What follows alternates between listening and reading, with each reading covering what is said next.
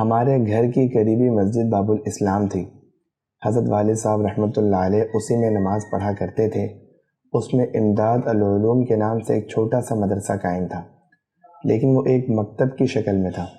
حضرت والد صاحب رحمۃ اللہ علیہ نے وہاں کچھ عربی اور فارسی کی تعلیم کے لیے کچھ اساتذہ کو جمع کیا، جن میں حضرت مولانا فضل محمد صاحب سواتی رحمۃ اللہ علیہ سب سے بڑے استاد تھے۔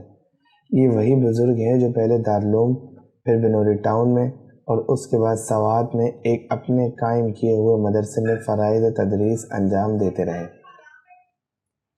اور ان کا قدر مفصل تذکرہ میں نے نقوش رفتگاہ میں کیا ہے۔ ان کے علاوہ حضرت مولانا نور احمد صاحب رحمۃ اللہ علیہ اور حضرت مولانا امیر الزماں کشمیری صاحب رحمۃ اللہ علیہما خاص طور پر قابل ذکر ہیں۔ اس کے علاوہ حضرت والد صاحب رحمۃ اللہ علیہ نے مسجد کے مرکزی دروازے کی چھت پر ایک کمرہ بنوا کر اس میں دارالافتاء قائم فرما دیا تھا، کیونکہ پاکستان منتقل ہونے کے بعد حضرت والد صاحب رحمۃ اللہ علیہ کے پاس استفتاء تو مسلسل آتے تھے، لیکن نہ انہیں نقل کرنے کا کوئی انتظام تھا، نہ محفوظ رکھنے کا۔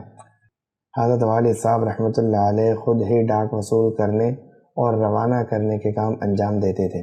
اب اس دارالافتاء میں فتویٰ نویسی، فتوے کو نقل کرنے اور مستفتیوں سے رابطہ رکھنے کا ایک باقاعدہ نظام قائم ہو گیا، اور اس میں ایک بزرگ جن کا اسم گرامی اب مجھے یاد کرنے سے بھی یاد نہیں آ رہا، نقل فتویٰ کے لیے مقرر فرما لیے گئے۔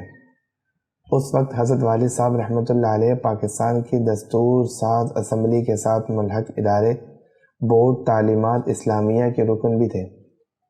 میں حمد باری جیکب لائن میں پڑھ چکا تھا۔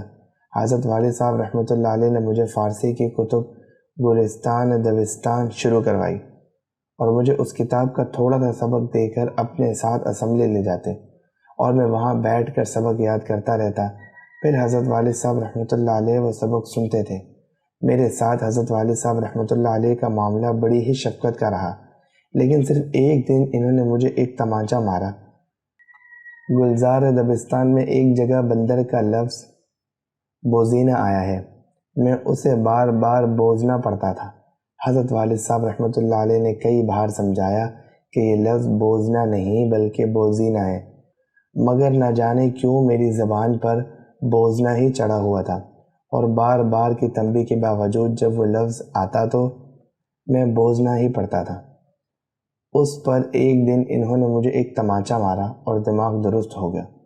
پھر کبھی اس لفظ کے تلفظ میں یہ غلطی نہیں کی۔ اس کے بعد انہوں نے مجھے ایک مرتبہ اور مارا تھا، اور وہ نماز فجر کے لیے بیدار نہ ہونے پر۔ اللہ تبارک و تعالی ان کے درجات میں پہم ترقی عطا فرمائے، اور 2 واقعات کے علاوہ انہوں نے مجھے کبھی نہیں مارا۔ جب مسجد باب الاسلام میں باقاعدہ تعلیم شروع ہو گئی تو انہوں نے مجھے حضرت مولانا فضل محمد صاحب سواتی رحمۃ اللہ علیہ کے سپرد فرما دیا۔ حضرت مولانا فضل محمد صاحب بڑے فاضل بزرگ تھے، اور ان کی شخصیت بڑی بارعب تھی۔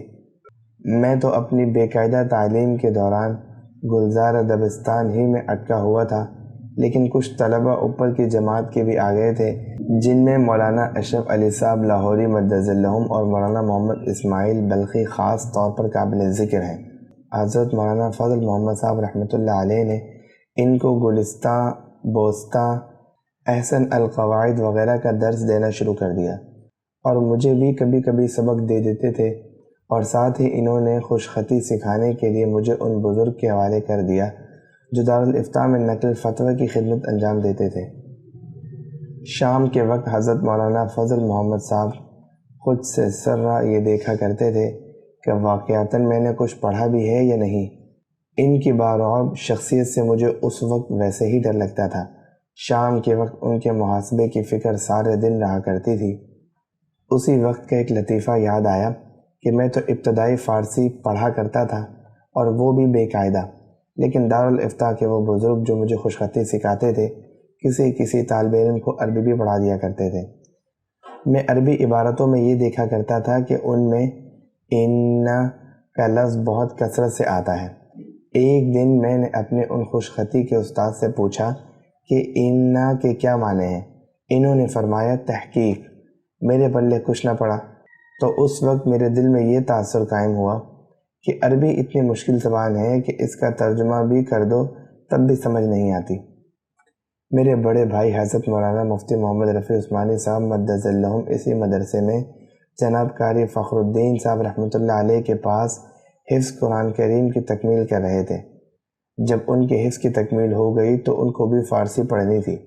کچھ دن بعد حضرت مولانا امیر الزماں کشمیری صاحب رحمۃ اللہ علیہ بھی تشریف لے آئے اور انہیں بھی اس مدرسے میں استاد مقرر کر دیا گیا، اور ہم دونوں نے کچھ اور ساتھیوں کے ساتھ باقاعدہ رہبر فارسی، تحصیل، المبتدی وغیرہ ان سے پڑھنی شروع کر دی۔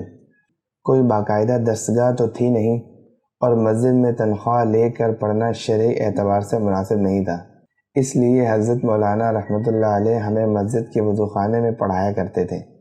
یہ پہلا موقع تھا میں نے باقاعدہ طالب علم کی حیثیت سے پڑھائی شروع کی تھی، اور اللہ تعالی حضرت مولانا امیر الزماں کشمیری صاحب رحمۃ اللہ علیہ کو جنت میں اعلیٰ درجات عطا فرمائے۔ انہوں نے انتہائی محبت اور شفقت سے ہمیں پڑھایا۔ وہ ایک مجاہد آدمی تھے، اور 1948 کے جہاد کشمیر میں، اس کے بعد حیدرآباد دکن کے پولیس ایکشن کے دوران انہوں نے بذات خود جہاد میں حصہ لیا تھا، جس کے واقعات وہ بڑے ذوق و شوق سے سنایا کرتے تھے۔ جہاد کا جذبہ ان کے رگ و پے میں سرایت کیے ہوئے تھا، اور ان کی صحبت میں ہمارے دل میں بھی جہاد کا ذوق و شوق پیدا ہوا، اور یہ دعا میری روزمرہ کی دعاؤں میں شامل ہو گئی کہ یا اللہ ایک مجاہد کی زندگی اور ایک شہید کی موت عطا فرما۔